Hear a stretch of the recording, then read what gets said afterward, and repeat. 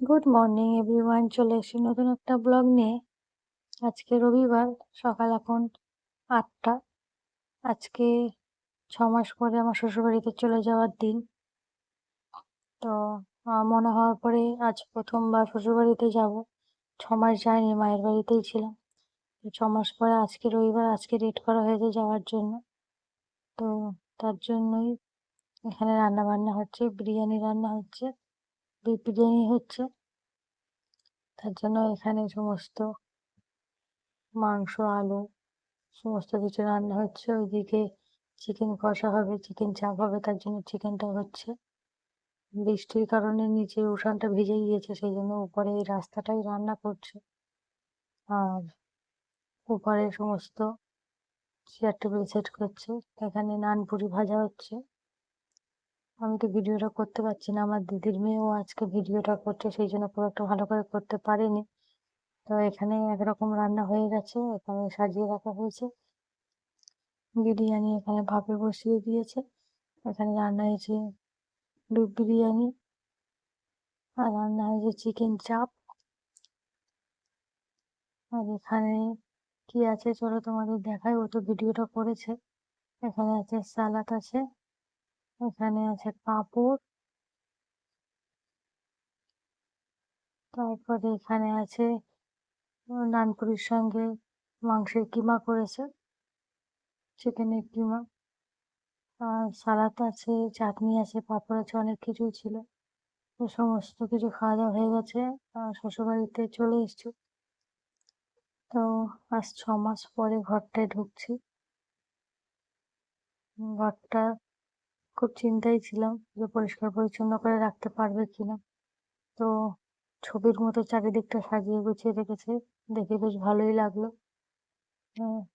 আমাকে আর কষ্ট করে গোছাতে হবে না। সমস্ত নতুন বেডশিট বিছিয়ে সমস্ত কিছু, আলনাটা খুব সুন্দর করে সাজিয়ে রেখেছে। 6 মাসে কোনোদিন এরকম করে গুছিয়ে রাখতে দেখিনি। এত সুন্দর করে তো আমিও গুছিয়ে রাখতে পারবো না। তো আলমারিটা অন্যদিকে ছিল, যেদিকে ডিজাইন করা আছে ওই দেয়ালে ছিল, সেটা সরিয়ে এখানে রেখে দিয়েছে। সব উলট পালট করে দিয়েছে। তো আমার যেসব ব্যাগপত্র সেগুলো এই পাশের ঘরেই রেখে দিয়েছি। সমস্ত কিছু এই জিনিসগুলো সব গোছাতে হবে। কোথায় কোনটা আছে আমি কিছুই বুঝতে পারছি না। এসির পরেই মাথা চোচো করে ঘুরছি, কোন ব্যাগে কি রাখা আছে, মনে হয় কিছুই মাথায় কাজ করছে না। তো সবগুলো সেটিং করতে হবে। তো আপাতত যেগুলো মনে হয় খুব দরকারি জিনিস হাতের কাছে রাখতেই হবে। সব ব্যাগগুলোতে এই মুহূর্তে এক্ষুনি খুলে রেডি করে সাজাতে পারছি না, কারণ মনাকে নিয়ে নতুন জায়গায় এসেছি, একা একা ওকে নিয়ে সামলাতে পারছি না। ও শরীরটাও খুব খারাপ। এই সেই ওর প্রচন্ড পরিমাণে ঠান্ডা লেগে গেছে, জ্বর আর সর্দি কাশি। ও প্রচন্ড পরিমাণে জ্বালাতন করছে, তার জন্য তো সমস্ত গোছানো গাছানো কিছুই করতে পারছি না। তো শুধুমাত্র এই র্যাকটা রেডি করছি, যাতে ওর জিনিসগুলো একটু হাতের কাছে রাখতে পারি। সমস্ত জিনিসগুলো, ওর দুধ, পানির ফ্লাক্স, কিছুটা খেলনা, ওয়াইপস, প্যাম্পাস, এই জিনিসগুলো যাতে একটু খাটের পাশেই রাখতে পারি। তার জন্য ও ঘুমাচ্ছে এখন। তো তাই জন্য এই র্যাকটাই রেডি করছি। আর আমার জামা কাপড়ের ব্যাগপত্র, মনার ব্যবহারের জিনিসপত্র কিছুই এখনো গোছাতে পারিনি। আমার সঙ্গে মা বা আমার বোন কেউ আসতে পারেনি। মা এসেছিল কিন্তু রাত্রেবেলায় চলে গিয়েছে, কারণ আমার ছোট কাকুর মেয়ের আবার ডেলিভারি আছে। তো একদিনের তফাৎ। আমি রবিবারে বিকালে চলে এসেছি, আর ও সোমবারে সকালবেলা ওর ডেলিভারি, সেই জন্য মাও থাকতে পারলো না আমার কাছে। ছোট বোনেরও পরীক্ষা, সেই জন্য ও আসতে পারলো না। কেউ একজন সঙ্গে থাকলে তার কাছে মনাকে দিয়ে আমি আবার গুছিয়ে রাখতে পারতাম, কিন্তু সম্পূর্ণ আমি একা হয়ে গিয়েছি। তার উপরে ওর প্রচন্ড পরিমাণে শরীর খারাপ, ওকে রাখতেই পারছে না। খাওয়া দাওয়া নিজের ঠিক মতো হচ্ছে না, নিজে গোসল করা ঠিক মতো হচ্ছে না, সেখানে গোছানো তো অনেক দূরের কথা। তো সেই জন্য অত তাড়াহুড়োও করছি না। তো ওখানে ধীরে সুস্থে সমস্ত কিছু গোছাবো। এখন শুধুমাত্র মনার সেটা জিনিস, দরকারি জিনিস, সেইগুলো রাখার জন্যই এই র্যাকটা রেডি করেছি। একটা একটা করে তো পাশের ঘর থেকে সবসময় আনা সম্ভব না, সেই জন্য। তো একটা ব্যাগের ভেতরেই সবকিছু ছিল, সেই ব্যাগটার থেকেই বার করে জিনিসগুলো সাজিয়ে রাখবো। উম, আমাদের ভাইয়াও বলেছিল একটা দিন ছুটি নেবে মনা বাড়ি আসার পরে। কিন্তু ও স্যালারি কেটে নিচ্ছে, সেই জন্য ছুটি করতে পারলো না। কারণ ও একটা দিন বাড়ি থাকলে আমাকে একটু গুছিয়ে গাছিয়ে দিত সমস্ত কিছু। তো ও বাড়ি থাকতে পারলো না, সেই জন্য নিজের হাতে সব একাই করতে হচ্ছে। তো একদম নিচের যে রাখটা সেটাই ওয়াইপস যখন আমরা কিনি তখন একেবারে তো 3-4টে সেট কিনি। তো তার মধ্যে দুটো, একটা শেষ হয়ে গেছে, একটা ব্যবহার করছি, আর দুটো ছিল, তো সেগুলো নিচেই রেখে দিয়েছি। আর এই যে মরার সমস্ত একটা খেলনা, গায়ে দেওয়া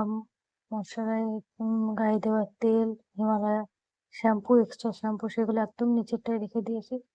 আর তারপরে উপরেরটাই দিয়েছি প্যাম্পাস আর মনার কিছুটা ঝুমঝুমি খেলনা জিনিস। আর একদম উপরে রেখে দিচ্ছি মনার ওই কৌটোর ভেতরে মনার দুধ রেখে দিয়েছি, আর দুটো ফিটার, একটা জলের ফিটার, একটা দুধের ফিটার, আর একটা ফ্লাক্স আছে গরম পানির, আর একটা ওয়াইপস। এগুলো একদমই সবসময় কাছে লাগবে, সেই জন্য এইগুলো একদমই খাটের পাশে হাতের কাছে রেখে দেবো, সেই জন্য এটা রেডি করেছি। তো চলো, 6 মাস ধরে, 6 মাস না, 4-5 মাস ধরে একটা জিনিসের জন্য অপেক্ষা করছে। আমার জন্মদিনের সময় আমার ভাইয়া বলেছিল আমার জন্য ব্যাগ নিয়ে এসছে, কিন্তু আমি যেহেতু এখানে আসতে পারিনি, সেই জন্য আমি দেখতেও পারিনি যে আমার জন্য কিরকম ব্যাগ নিয়ে এসছে। অনেকবার বলেছি ফটো পাঠানোর কথা, কোনোদিনও ফটো পাঠায়নি। বলছে বাড়ি এসে দেখবে, বাড়ি এসে দেখবে। আমার জন্মদিন প্রায় সে ফেব্রুয়ারি মাসে হওয়া হয়েছিল, তো প্রায় 4-5 মাস হয়ে গেছে। তো এতদিন আমাকে অপেক্ষা করিয়ে রেখে দিয়েছে, দেখাইনি। তো ফাইনালি বাড়ি এসেই হঠাৎ করে মনে পড়লো আমার ব্যাগের কথা।